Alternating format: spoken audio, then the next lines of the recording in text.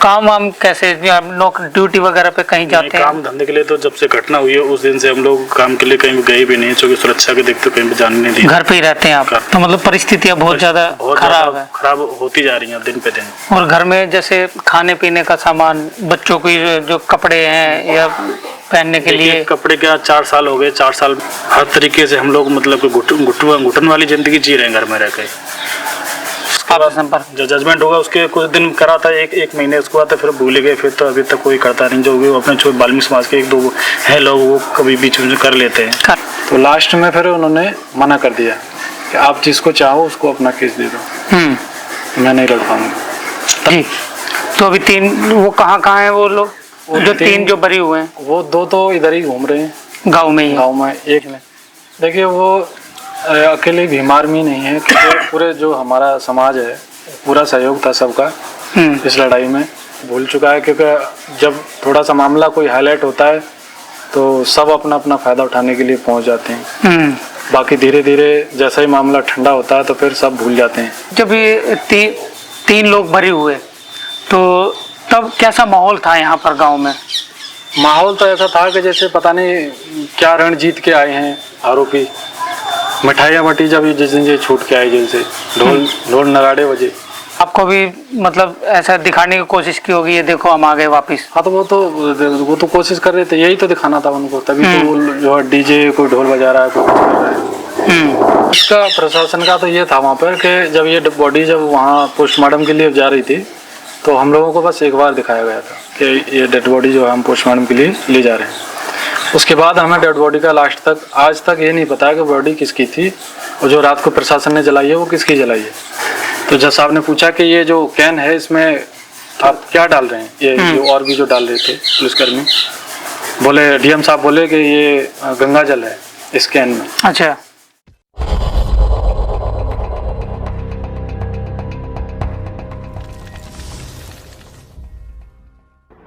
आप लोग चले जाओगे? सर मुझको एक बार बस बता तो दीजिए कि बॉडी है कि क्या है? मुझे सर राइट नहीं है बोलने का, मैं 3rd क्लास का एक पुलिस ऑफिसर हूँ। जल क्या रहा है आपके सामने? 3rd स्केल का पुलिस ऑफिसर हूँ, मुझे बोलने का अधिकार नहीं हिंदुस्तान में। आप लोग खड़े, किसी को तो पता होगा मैं क्या है कोतवाल हो सकता हूँ पर बोल नहीं सकता हूँ मैं। अच्छा कोई तो बता दे सर, हमको जरा बता दीजिए। जो बोल सकता है वो बोले। नहीं, आप लोग आगे ना बढ़े बस। मैं यहाँ आगे नहीं बढ़ रही हूँ, आप मुझे बता दीजिए क्या जल। आप इस बारे में डीएम साहब से पूछना आई है? डीएम साहब से आपकी बात हुई है? डीएम साहब से बात हुई है आपकी? डीएम साहब से बात हुई है आपकी? डीएम साहब से बात हुई है आपकी? डीएम साहब से बात हुई है आपकी? सर ये क्या जल रहा है? डीएम साहब से बात हुई है आपकी? कितनी डीएम साहब से बात हुई है आपकी? नहीं, बात नहीं सही है। सब लोग जो ड्यूटी है मैडम वही बोलूंगा मैं। मेरी भी ड्यूटी है। क्या जल रहा है? ड्यूटी आपकी बात डीएम साहब से हो चुकी है। डीएम साहब से बात हो चुकी है आपकी? डीएम साहब से बात हो चुकी है? डीएम साहब नहीं है, डीएम साहब यहाँ नहीं है। बात आपकी हो चुकी है डीएम साहब से? मेरी नहीं। कौन सी बात हो गई डीएम साहब से? आपकी हुई है, आप वहीं जा रहे हैं। कौन सी? हटिए एक सेकंड, हटिए 1 मिनट। अब कर लिया ना आप लोगों ने जो करना है, हटिए एक बार। मैम मैं अंदर नहीं आगे जा रही हूँ, चिंता ही मत करो आप। ये जल क्या रहा है ये तो बता दीजिए हमको, बॉडी है कि क्या है? लूट तेरी आबरू, कातिल जिंदा है। लूट तेरी आबरू, कातिल जिंदा है। बहन मनीषा हम शर्मिंदा है। लूट तेरी आबरू, कातिल जिंदा है।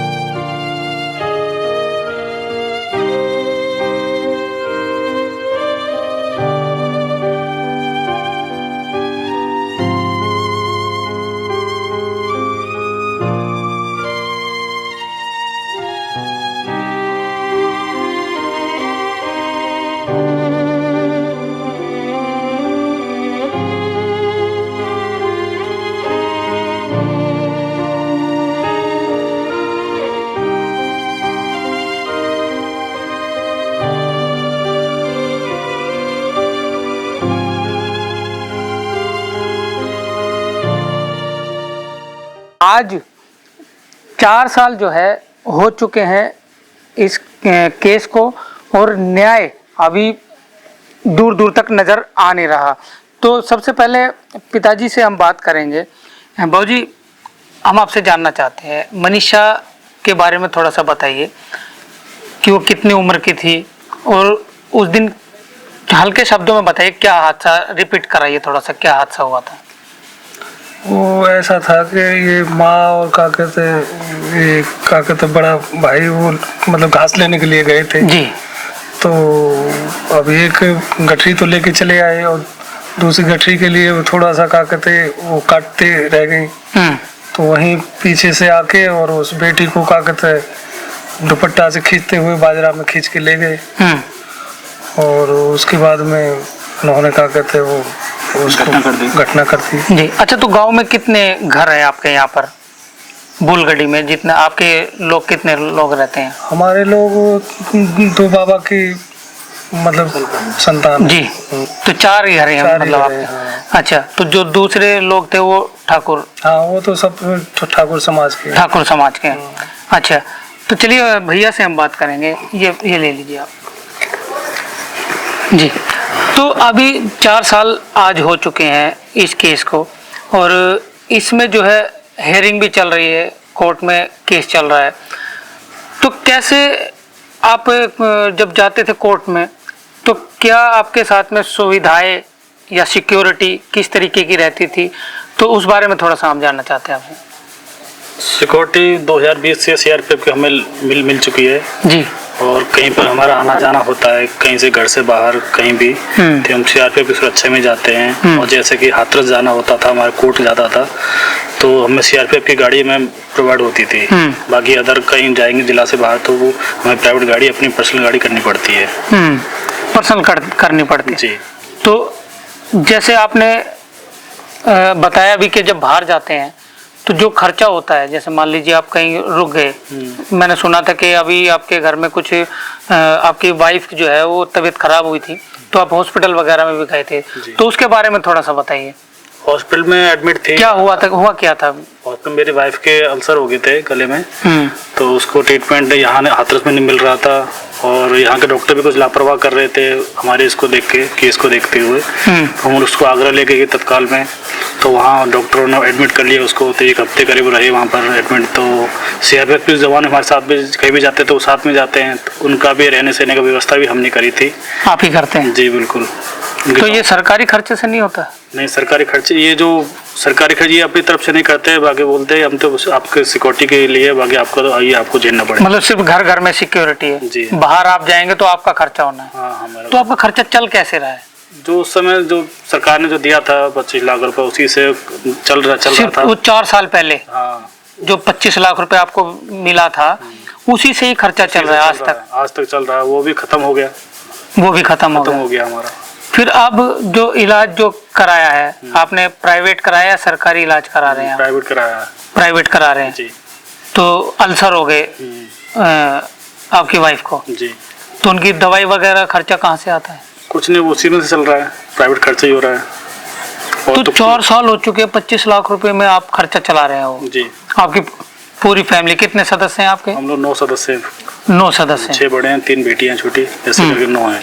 9 सदस्य हैं। अच्छा, काम वाम कैसे, नौकरी ड्यूटी वगैरह पे कहीं जाते हैं? काम धंधे के लिए तो जब से घटना हुई है उस दिन से हम लोग काम के लिए कहीं गए भी नहीं, क्योंकि सुरक्षा के देखते कहीं भी जाने नहीं दिया। घर पे ही रहते हैं आप? घर पे ही रहते हैं।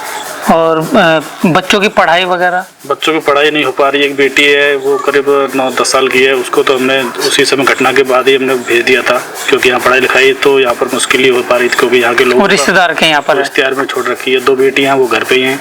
अच्छा जी। तो कभी वो बेटी जो रिश्तेदार के यहाँ रहती है तो मिलने भी आती है या? हाँ, वो जब साल की छुट्टियाँ साल में गर्मी में पड़ती है जब ही आती है, अन्यथा वो नहीं आती है। अच्छा। तो और जो आपकी वाइफ है या और भी जो घर में महिलाएं हैं तो उनका नजरिया क्या है? कैसे 4 साल से मतलब किस तरीके से वो रह रहे हैं यहाँ पर? वो ये सब अपना जो दिमागी टेंशन सबसे जो घर में तो वो बहुत देर से वही चलता रहता है केस के बारे में क्या है, और उसी से शरीर में मतलब कि वो होता रहता, परेशानी होती रहती है। तो सब कर रहे हैं अपना, दवा गोली खा के अपना समय गुजारा कर रहे हैं। पापा के अभी हमारा बीपी ले रहता है, दादी का भी रहता है, हम लोग दिक्कत में रहते हैं। एनी टाइम दवाई घर में रखते हैं, कोई दिक्कत न बन जाए। तो जैसे सिक्योरिटी आपको मिली हुई है, कितने लोग आपके पास में सिक्योरिटी में रहते हैं? जैसे अभी हमने देखा था कम से कम 15-20 लोग जो फौजी हैं वो आपके साथ में 15 से 16 लोग कर, मतलब हम घर पे हमारे एनी टाइम मौजूद रहते हैं। बाकी तो पूरी कंपनी। तो आप बाहर वार कैसे जाते हैं? तो जैसे आपको कोई काम पड़ गया या कोई बाजार मार्केट में या कैसे? तो हम पहले एप्लीकेशन लिखते हैं अपने घर से, हाँ जी, कि हमें ये काम के लिए जाना है और हम गाड़ी के उसके सुरक्षा प्रोवाइड की जाए। तो वो एप्लीकेशन हम देते हैं, उसके बाद गाड़ी आएगी जब हम जाते हैं सुरक्षा के घेरे में। तो गाड़ी आपको मिलती है? हाँ, गाड़ी यहाँ के लिए हाथरस के लिए मिलती है। हाथरस से अगर बाहर जाना जैसे तो वो हमें पर्सनल गाड़ी करनी पड़ेगी। और जैसे कोर्ट वगैरह में आप जाते हैं हेयरिंग पे, जैसे कि तारीख होती है हाथरस में जो कोर्ट जो हमारा जो चला था मैटर का, तो उस समय तो हाथरस में कोर्ट था, तो गाड़ी ये भी देते थे। बाकी जो इलाहाबाद है, लखनऊ बेंच में और सुप्रीम कोर्ट में, तो ये सब हम अपने पर्सनल गाड़ी करके जाते हैं, प्राइवेट गाड़ी। उसका खर्चा हम ही देते हैं, खर्चा उसी से चल रहा है जो आप खर्चा देते हैं। तो मतलब परिस्थितियाँ बहुत ज़्यादा खराब होती जा रही हैं दिन पे दिन। और घर में जैसे खाने पीने का सामान, बच्चों की जो कपड़े हैं या पहनने के लिए, कपड़े क्या 4 साल हो गए, 4 साल में हमने अभी तक अपने कपड़े नहीं बनवाए। बच्चों के कपड़े हमारे रिश्तेदार वाले आते हैं, वो ले देते हैं उनके लिए। ये दिक्कतें हैं जी। और माता जी की उनके जो स्वास्थ्य है वो कैसा? भी ठीक नहीं चल रहा। मेरी माँ का उनको स्वास्थ्य ठीक नहीं है। अभी मेरी पत्नी बीमार पड़ी है और मम्मी खाना बनाती हैं। कैसा महसूस कैसा होता है आपको? क्या आप सिक्योरिटी में हैं या कस्टडी में हैं? कैसे क्या महसूस करते हैं आप? महसूस तो यही होता है कि देखिए कि घटना हमारे साथ हुई, हमारी एक घर का सदस्य चला गया और हमें एक नज़रबंद कैदी को तरह से घर में रहना पड़ रहा है। हर तरीके से हम लोग मतलब कि घुटन वाली ज़िंदगी जी रहे हैं घर में रह के। सब लोग सोचते हैं ये तो अच्छे से रह रहे हैं, पर ये हमारे आके घर पे आके देखिए एक रात रहेगी, जब पता चलेगा हम लोग किस तरीके से अपना दिन काट रहे हैं, समय काट रहे हैं। एक दिन हमारे लिए बहुत बड़ा पड़ता है। अच्छा, अब जो पहले जो आपके लिए आंदोलन कर रहे थे लोग, तो जो समाज के भी लोग थे आपके, तो वो क्या अभी भी आपके संपर्क में है? आपसे सिचुएशन पता करते हैं, आपके जो हालात है उसको अपने उठाते भी हैं क्या सरकारों के सामने? जैसे सरकार ने आपसे ये कहा था कि आपको मकान और सरकारी नौकरी आपकी व्यवस्था की जाएगी इस गांव से बाहर, तो उस पर क्या चल रहा है अभी? देखिए, सरकार अभी तो 4 साल हो गए, उस समय सरकार में कमेंट करा था, अभी तक वो चीज़ अभी तक पूरी क्लियर नहीं हुई है। और दिन डेट पे डेट चलती रही हैं, अब जाके एक हुआ है। अब देखो उसमें सेंसेशन निकलेगा। बाकी जो उस समय जो आए थे सभी लोग, और उस समय उन्होंने मतलब कि अपना सबों ने सही करा था उस समय। अब जब वहाँ जजमेंट हो गया हाथरस से, जब से किसी ने हमें बात भी नहीं पूछी कि क्या आप कल क्या रह रहे हैं, क्या कैसे, मतलब अब कोई संपर्क नहीं करता। तो कितना वक्त हो गया होगा इस बात को? मान लीजिए कम से कम अभी जैसे 4 साल हो चुके हैं। 4 साल हो गए, है ना? तो अभी कितना समय हो गया कि लोगों ने संपर्क साधना आपसे बंद कर दिया? जब तक जजमेंट था जब तक तो करते रहते थे, बीच में सभी लोग करते रहते थे। उसके बाद जजमेंट मतलब 1 साल तक किया होगा उसके बाद संपर्क? जो जजमेंट होगा उसके कुछ दिन करा था, एक महीने, उसके बाद फिर भूल गए। फिर तो अभी तक कोई करता नहीं। जो भी अपने छोटे बाल्मीकि समाज के 1-2 हैं लोग, वो कभी बीच में कर लेते हैं। बाकी जो पहले जो करते थे वो चीज़ नहीं है, बिल्कुल भी नहीं है। एक तरह से भूल चुके हैं हमें को तो। सीमा कुशवाहा ने केस क्यों छोड़ दिया? अभी ये अंदर का क्या रीजन रहा उनका, ये उन्होंने तो हमें क्लियर नहीं बताया। क्योंकि ये जैसे ही हाथरस से जजमेंट हुआ 2023 में, तो उन्होंने बोला था कि हम हाई कोर्ट में अपील में जाएंगे, लेकिन उसके बाद धीरे धीरे 5 से 6 महीने गुजर गए, तो उन्होंने हमारा फ़ोन उठाना भी बंद कर दिया। मैसेज कर रहे हैं, मैसेज भी नहीं देख रहे हैं। बीच में फिर 1-2 बार फ़ोन उठाया उन्होंने, तो हमसे ये बोला कि आप इलाहाबाद हाई कोर्ट में कोई अपना वकील खड़ा कर लो, तो उसमें जो है केस हम देखेंगे, लेकिन जो आर्गुमेंट वगैरह होंगे उसमें हम चले जाया करेंगे। अच्छा, हाँ, मतलब सपोर्ट करेंगे लेकिन केस नहीं लड़ेंगे। हाँ, तो उन्होंने फिर बोला, तो हमने 1-2 वकील हैं उनसे बात किया इस तरीके से कर सकते हैं कि नहीं। तो उन्होंने यही बात बोला कि देखिए केस सारी मेहनत हम ही करेंगे, अगर दूसरा कोई वकील ऐसे आकर के इसमें आर्गुमेंट करेगा तो वो ऐसे कैसे करने नहीं देंगे। तो ऐसे करने के लिए कोई एग्री नहीं हो रहा था। तो उनको फिर बोला मैडम ऐसे करने के लिए तो कोई राजी नहीं है। तो लास्ट में फिर उन्होंने मना कर दिया कि आप जिसको चाहो उसको अपना केस दे दो, मैं नहीं लड़ पाऊंगा। तब जाके ये महमूद प्राचा सर हैं, उनको संपर्क किया, फिर उन्होंने केस देखा पूरा। अभी सारा जो भी केस चल रहा है वही देख रहे हैं। प्राचा सर फिर इधर घर पे भी आए, उन्होंने मुलाकात करी, जो भी फाइल थी उनको फिर दिया कागज डॉक्यूमेंट्री पूरा। वकालतनामा जब हुआ तो आप भी आए थे, विकास कांगड़ा भाई थे। जी जी। तो अभी केस में क्या चल रहा है? अभी केस में ये चल रहा है, ये हाथरस से 2023 में तो जजमेंट हो गया है। अभी जो अपील में गए हैं तीनों जो बरी हो गए हैं उनके खिलाफ, और एक जिसको सजा बोली है जी 304 में। अभी उसमें अपील में हम लोग गए हैं, क्योंकि इसमें अपील में राज्य सरकार को आना था, सीबीआई को जी, वो नहीं आई। ये इसको देख करके इतना अपील भी लेट हो गई थी, करीब 6 महीने। फिर हम लोग गए, महमूद प्राचा ने अपील तैयार करी। फिर अभी तक जो है सीबीआई को नोटिस हुआ है उसमें, लेकिन अभी तक डेट वगैरह कोई नहीं पड़ना हुआ। चलो, तो अभी कौन कौन सी कोर्ट में ये केस है? कोर्ट अभी 3 कोर्ट में चल रहा है। लखनऊ हाई कोर्ट में चल रहा है जी, इलाहाबाद हाई कोर्ट में चल रहा है, सुप्रीम कोर्ट में चल रहा है। लखनऊ हाई कोर्ट में वो चल रहा है जो रात को प्रशासन ने क्रिमिशन किया था, बहन की बॉडी जलाई थी, और जो सरकार ने जो नौकरी और घर का जो वायदा किया था वो एक मैटर लगा हुआ है। तो वहाँ चल रहा है, लेकिन जो है सरकार ने नौकरी और घर के लिए बोला था, लेकिन अभी तक वो दिया नहीं है। 4 साल हो गए। और जो 2022 में वैसे कोर्ट कह चुका है, ऑर्डर कर चुका है कि इनको जो है नौकरी और घर जो है इनको नोएडा या गाजियाबाद में कहीं दिया जाए। अच्छा, सरकार ने जब ये बात आया, जब ये मुद्दा आया कि सर मकान और नौकरी जो है देनी, तो सरकार ने क्या अपनी आर्गुमेंट रखी है वहाँ पर? सरकार ने ये बोला है, पहले सरकार का वैसे कोई कमेंट नहीं था ऐसा हमसे, लेकिन सरकार अब आके ये बोल रही है कि जो है अपना जो घर है और जो थोड़ी सी हमारे पास खेती है उसको हैंड ओवर करेंगे, उसके बाद हम विचार करेंगे कि कहाँ हमको देना है। तो ये कहा है, मतलब सरकार की मंशा अभी देने की नहीं है उनकी, ये सीधी सी बात है।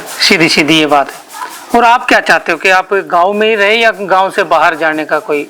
गांव में रहना तो बड़ा मुश्किल है, क्योंकि यहाँ हमारी संख्या तो है नहीं, क्योंकि आपका यहाँ तो जीवन तो थम ही गया है। जीवन तो पूरा थम गया है, पूरा लाइफ खराब है हमारी।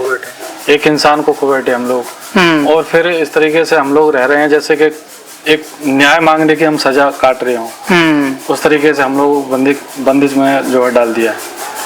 तो वही चीजें हैं, लेकिन अभी यहाँ रहना तो बड़ा मुश्किल है, क्योंकि हम लोगों का परिवार अकेला है यहाँ जी, और यहाँ जितने भी हैं सारे वो राजपूत समाज के लोग हैं, उनका ही यहाँ बोलवाला है, क्योंकि हमारी संख्या यहाँ कम है। आसपास आपके तो 4 ही घर और वो जो चाहते हैं वो यहाँ वो सिद्ध करवा लेते हैं, क्योंकि जैसा ही हाथरस कोर्ट में हुआ वो सब लोगों ने देखा, 3 को बरी करवा दिया। और पहले ही समाज में वो लोग तो बोलते थे कि अगर जो आरोपी हैं उनको सजा हो गई तो हमारी नाक कट जाएगी। तो जैसे भी उन्होंने करवाया वो 3 को तो बरी करवा दिया जी। तो अभी 3 वो कहाँ है वो लोग, जो 3 जो बरी हुए हैं? वो 2 तो इधर ही घूम रहे हैं गांव में ही। गांव में, एक तो कहीं शायद बाहर गया है, कहीं रिश्तेदारी में या कहीं गया है वो। अच्छा, तो आपको कोई खतरा वतरा कुछ ऐसा तो कुछ आभास होता हो? खतरा तो अभी सिक्योरिटी है, तो इस वजह से अभी कोई दिक्कत नहीं है, क्योंकि हम लोग घर में रहते हैं अंदर। बाकी सुरक्षा हटने के बाद तो दिक्कतें फिर हो सकती हैं।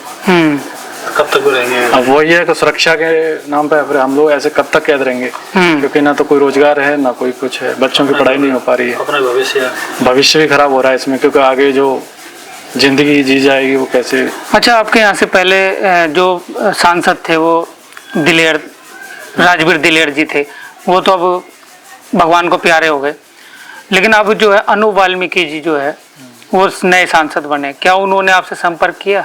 नहीं, उन्होंने अभी तक कोई संपर्क नहीं किया। सांसद हो गए वो, यहाँ से हमारा चंदपा है, मेन रोड से निकल के चले जाते हैं, ज़्यादा नहीं 1 किलोमीटर दूर है जी। न जाने कितने चक्कर हो गए होंगे इस रोड से, लेकिन अभी तक उन्होंने आकर के जो है दुख सुख की भी नहीं पूछी।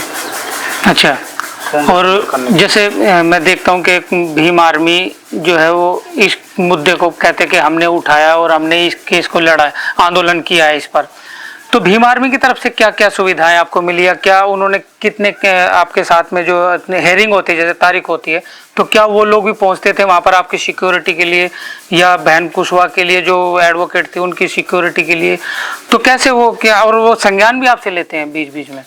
देखिए, वो अकेले भीम आर्मी नहीं है, क्योंकि पूरे जो हमारा समाज है पूरा सहयोग था सबका इस लड़ाई में। लेकिन अब धीरे धीरे क्या है, समाज भी भूल गया है। लेकिन अभी जब ये मैडम को जब वो कोर्ट में जब ये हियरिंग चल रही थी शुरू में, तो बयान हो रहे थे, तब ये कोर्ट में मैडम को धमकियां वगैरह दी गई थी कि इस केस को छोड़ने के लिए, सीमा कुशवाहा को। अब उन्होंने उनको जो है फिर थोड़ा सा मीडिया में हाईलाइट हुआ, तो कुछ संगठन के लोग जो है वहाँ पे आ जाते थे, 1-2 डेट में आए वो लोग, उसके बाद फिर कोई नहीं आया जी। फिर उनको पुलिस की जो है सुरक्षा मिल गई, तो उनके घर तक जाती थी और कोर्ट से छोड़ती थी। तो वही चीजें हैं कि समाज अब भूल चुका है, क्योंकि जब थोड़ा सा मामला कोई हाईलाइट होता है तो सब अपना अपना फायदा उठाने के लिए पहुंच जाते हैं। बाकी धीरे धीरे जैसा ही मामला ठंडा होता है तो फिर सब भूल जाते हैं। अच्छा, सीबीआई ने आपको भी जो है इसमें दोषी बनाने की पूरी कोशिश की थी, सीबीआई आपको लेकर भी गई थी, आपसे पूछताछ भी की, तो क्या सीबीआई को क्या लगा कि आप उसमें इन्वॉल्व है या नहीं है क्या? नहीं, ये बात ऐसी है कि उस समय जब ये घटना हुई तो जो मैं वहाँ यहाँ नहीं था गांव में, मैं था गाजियाबाद में जी, प्राइवेट काम करता था मैं पैथोलॉजी में।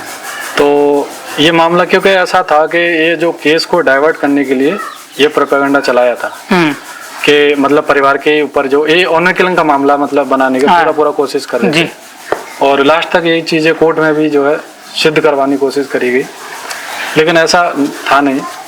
जब ये घटना हुई तो मैं था वहाँ पे गाजियाबाद में, तो जब वो ये मामला हुआ तो ये भाई के ऊपर आरोप लगाने लगे कि भाई ने ये किया है, वो किया आरोपी, क्योंकि आरोपी जो है जिसको अभी सजा मिली है उसका भी नाम, हाँ, तो सेम नाम से। तो उस समय जब ये सीबीआई जांच हुई उसमें, तो सीबीआई जांच आ गई, तो फिर जहाँ मैं काम करता था तो वहाँ पर जहाँ सीसीटीवी फुटेज और जो एंट्री होती थी वहाँ का जो स्टाफ है पूरा उनके बयान हुए, सीसीटीवी फुटेज पूरा खंगाला और मोबाइल का लोकेशन ट्रेस हुआ, तो वो चीज़ें नहीं मिली उनको, तब ये चीज़ें वहाँ पे क्लियर हो गई।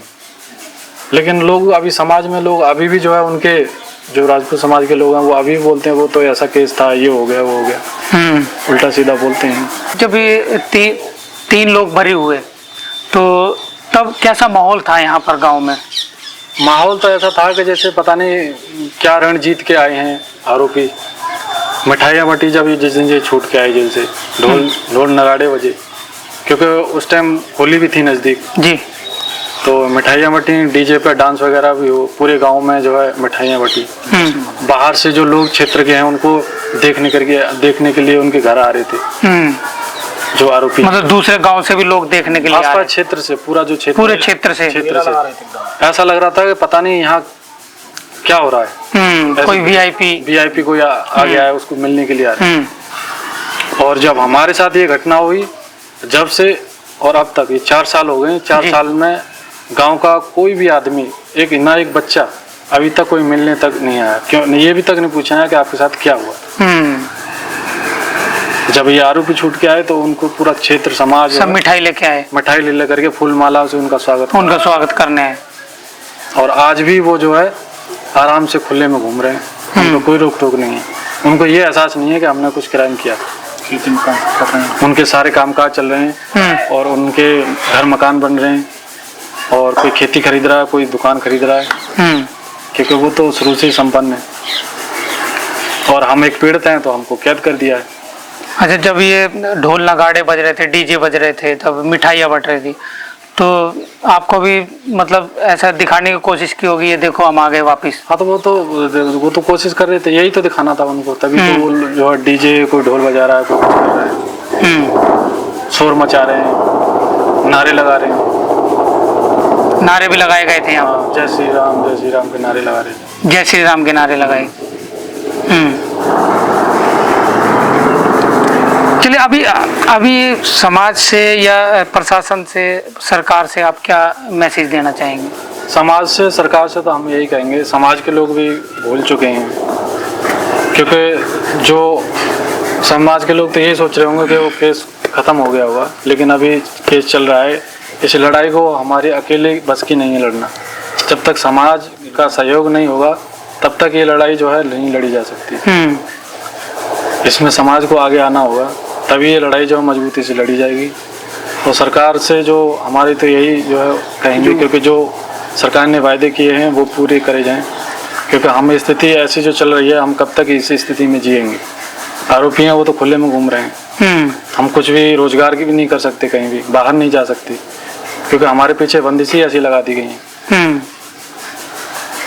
तो 4 साल से आप मतलब कैदियों की तरह यहाँ पर अपना जीवन सजा काट रहे हैं, यापन कर रहे हैं। और वो कैदियों को सजा नहीं मिली है, वो सजा हमको मिल रही है। उल्टा हो गया, ये उल्टा हो गया। वो कैदी तो जेल में रह करके आगे वो 1.5 साल, और हमको 4 साल हो गए। उनसे ज्यादा सजा हमने काट ली अब तक। इसमें सिर्फ एक को जो है वो उम्र कैद की सजा हुई है या कुछ और सजा हुई है? उम्र कैद ही हुई है उसको, SC/ST एक्ट में 304 जी। और गैंगरेप वाली धाराएं जो है वो सारी हटा दी गई कोर्ट ने, क्योंकि उस समय जब ये CBI जांच हुई तो उस चार्जशीट में 4 आरोपियों को सिद्ध किया था। तो क्योंकि उसमें जो महत्वपूर्ण जो एविडेंस था वो बहन का वो बयान था, तो जो मृत्युपूर्ण जो बयान था तो उसको जो है मैंने माना था, और भी एविडेंस थे उसके बहन के, लेकिन कोर्ट ने वो भी नहीं माना। सफदरजंग में जो हुआ उस टाइम में जब जो आपकी बहन ने जो है दम तोड़ा, तो उस दिन बहुत सारे लोग, समाज के लोग इकट्ठा हो गए थे, और वहां पर क्या रहा प्रशासन का रुख और पुलिस का रुख क्या रहा, सरकार का क्या रहा वहां पर? पुलिस का, प्रशासन का तो ये था वहाँ पर कि जब ये बॉडी जब वहाँ पोस्टमार्टम के लिए जा रही थी तो हम लोगों को बस एक बार दिखाया गया था कि ये डेड बॉडी जो है हम पोस्टमार्टम के लिए ले जा रहे हैं। उसके बाद हमें डेड बॉडी का लास्ट तक आज तक ये नहीं पता कि बॉडी किसकी थी, और जो रात को प्रशासन ने जलाई है वो किसकी जलाई है, क्योंकि हमें आज तक नहीं दिखाया गया। अब वहाँ पर जो है हम लोगों को जबरदस्ती गाड़ियों में ढकेल के लेकर के आ रहे थे, बोला आप गाँव चलिए, वहाँ पर जो है बॉडी पहुँच चुकी है, लेकिन हमें नहीं पता था कि बॉडी कहाँ पर है। वहाँ से बॉडी गायब करवा दी। मतलब मैंने वीडियो भी देखा था और हमने चलाया भी था अपने न्यूज पर कि पुलिस प्रशासन जो है आप लोगों को भी वहां पर नहीं जाने दे रही। धक्का मार के बैठा रहा था हमको गाड़ी में। अपनी गाड़ियों में अधिकारी जो थे यहाँ से गए थे वो बैठा रहे थे, बोला बैठिए आप गाँव चलिए। तो इतनी क्या मतलब प्रशासन को इतनी जल्दी क्या थी कि उसका पेट्रोल छिड़क कर और उसमें जब वो मेन कारण था उनका सबूत मिटाना, क्योंकि जो ये गजब घटना हुई 14 सितंबर 2020 में, तब ये जब वो बहन के साथ गैंगरेप हुआ उसके बाद ये पुलिस प्रशासन ने लापरवाही कर दी मेडिकल कराने में। जो भी था ना, वो पुलिस प्रशासन ये चाह रहा था कि कैसे भी इसको खत्म किया जाए, जो भी एविडेंस थे उनको खत्म किया जाए जी। इसलिए जो जल्दबाजी में पेट्रोल छिड़क के डाल दिया। रात को हिंदू धर्म में तो रात को अंतिम संस्कार बाबूजी बिल्कुल भी नहीं होता है, लेकिन रात को 2:30 बजे जो अंतिम संस्कार किया गया उस पर सवालिया खड़े हैं। तो उस पर कभी कोर्ट में जो है ये पूछताछ हुई या उन अधिकारियों से अभी तक कोई हेयरिंग ऐसी हुई है? अभी उस मामले में सुनवाई तो कोई नहीं हुआ कोर्ट में, लेकिन जब ये शुरू में जब कोर्ट ने संज्ञान लिया उस समय हमारे पूरे परिवार को बुलाया गया था कोर्ट में, लखनऊ कोर्ट में। तब ये चीजें जो भी प्रशासन था उस टाइम मौजूद है यहाँ पे, DM और SDM वगैरह जी, और जो थाने से थे ADG लॉ एंड ऑर्डर, जो उस टाइम जो प्रशांत कुमार थे, जब उन्होंने बोला था कि मतलब लड़की के साथ गैंगरेप नहीं हुआ, उन्हें मेडिकल रिपोर्ट आने से पहले ये बयान दे दिया। तो ये सारी चीजें कोर्ट में उन्होंने जज साहब ने पूछी कि इस तरीके से आपको क्या जल्दी थी जो कि रात को बॉडी जला दिया। अच्छा, पूछा कोर्ट ने ये पूछा, हम भी मौजूद थे, पूरा परिवार था वहाँ पर। ये कौन सी कोर्ट ने पूछा? ये लखनऊ हाई कोर्ट बेंच ने स्वतः संज्ञान लिया था। तब ये सारी चीजें पूछी थी कि आपको क्या इतनी जल्दी थी जो आपने परिवार को जो बनाया वो बॉडी को जो है जला दिया गया जी। तो ये सारी चीजें DM साहब तो कांप रहे थे, बता रहे थे, बोला सर मेरे 8 साल हो गए मेरी सर्विस को, आज मैं पहली बार जो इतने बड़े कोर्ट के अंदर खड़ा हूँ। क्या आप गलती है आपकी, तभी तो आप खड़े हैं। आपको पास तो इतना पावर दिया था, आप चाहे तो जितना भी पुलिस, वो DM साहब ने बोला था कि वहाँ जो है दंगा फैल सकता था, जहाँ 10,000 लोगों की संख्या थी, तो जज साहब ने बोला था कि आपके पास तो पावर है, आप चाहोगे तो पुलिस व्यवस्था इतनी कर सकते हो वहाँ पे, तो ऐसा कोई दिक्कत नहीं था। और 2-2:30 बजे की बात है, 2-3 घंटे की बात थी, जब परिवार सुबह के लिए बोल रहा है तो आपकी इतनी जल्दी क्या थी करने की कि नहीं वहाँ पे ये था वो था। तो फटकार लगाई वो जज साहब ने। और फिर वो थे एडीजी लॉ एंड ऑर्डर, उनको भी पूछा कि आपको भी इतनी बड़ी पावर दे रखी है, आप मालिक हैं उसके। तो उन्होंने भी यही बताया था कि जल्दबाजी में इसलिए करना पड़ा। मतलब आपको आज भी संतुष्टि नहीं है कि वो जो बॉडी जो अंतिम संस्कार किया गया जल्दबाजी में पेट्रोल छिड़क कर?